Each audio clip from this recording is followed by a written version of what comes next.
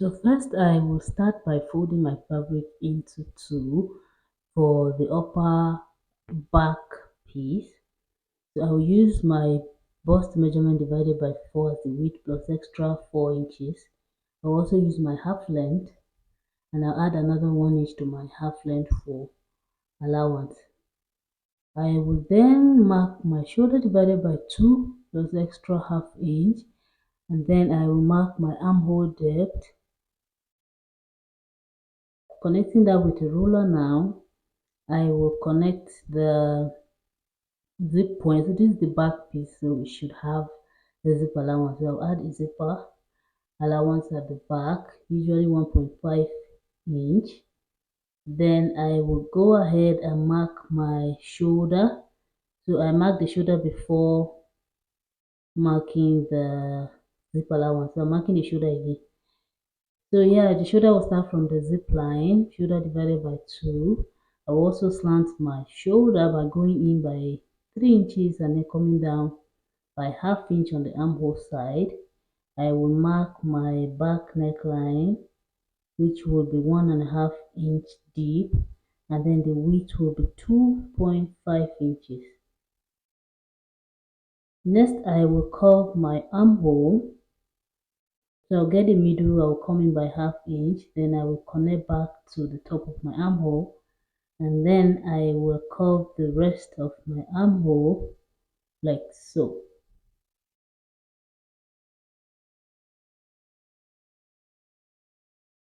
So next I will go ahead and mark my bust measurement divided by 4.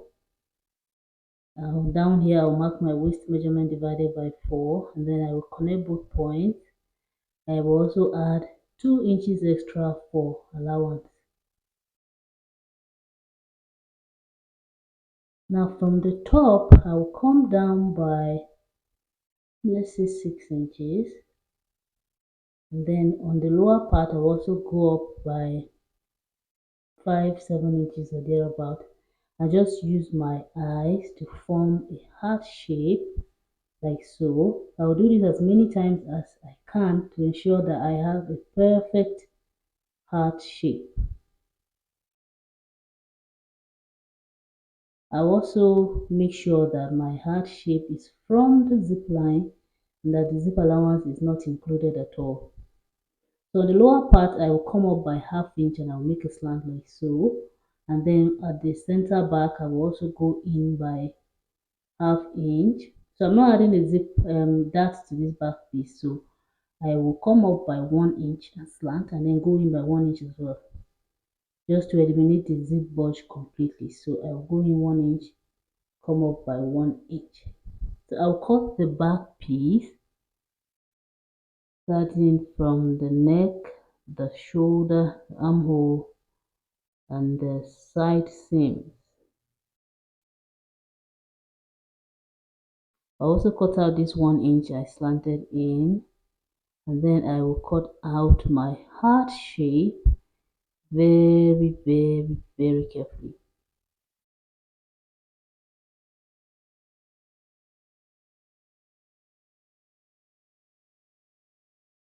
After that, I will cut out the zip allowance on the upper part because the zip will not be getting to that point.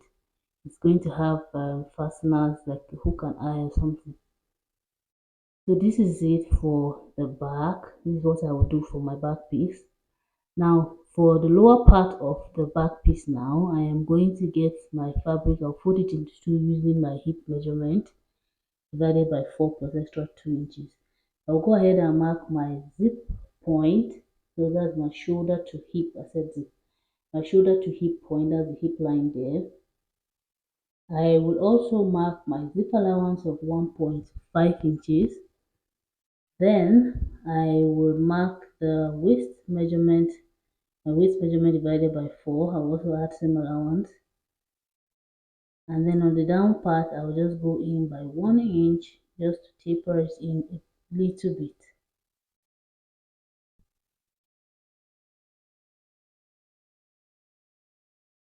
So after that, I will also go in by 1 inch on this skirt part so that it matches the upper bodice, and I will also go in by half inch on the hem side and connect it back to the hip line like so.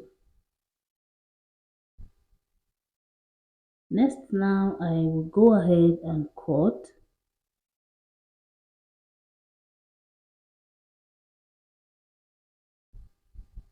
Now the next thing will be to join this skirt part to the upper bodice, but first I will mark where I want the ruffles to sit. So on the hip line I'll go up by 3 inches, and then on the center back I'll come down by about let's say 12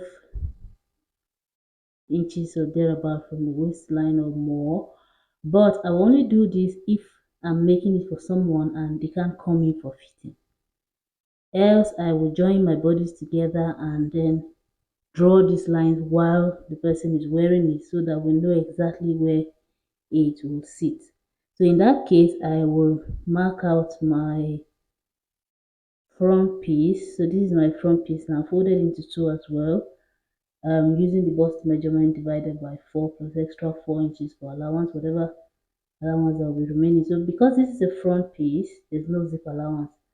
So I will slant my shoulder, go in by 3 inches, slant my shoulder by half inch, get the midpoint of my armhole, come in by half inch and then connect back to the shoulder, and then I'll go ahead and curve the remaining part of the armhole.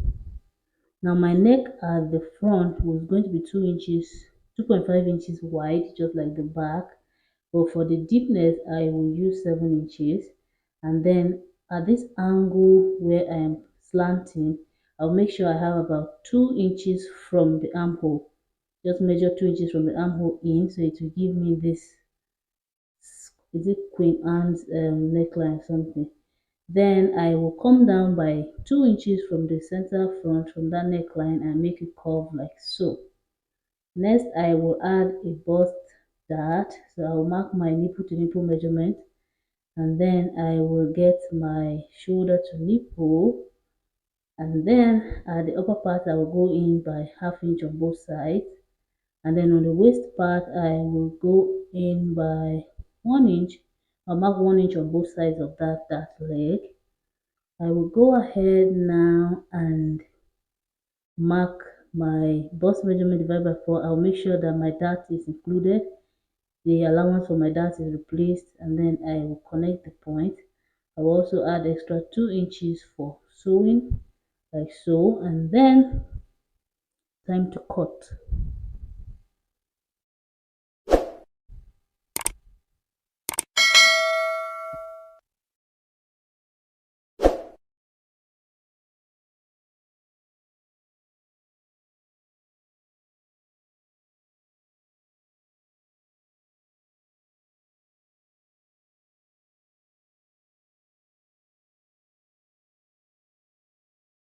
So after cutting, this is what I will have for the front. This looks okay. So this is what I'll have for the front. So I'll go ahead and cut the lower part of the front piece as well. So it's going to be a skirt piece as well.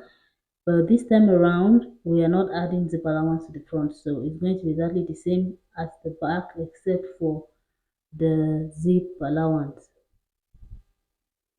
So next now, just like I said, I will only make this V mark on my lower skirt if I'm not making it for myself, and whoever I'm making it for cannot come in for fitting.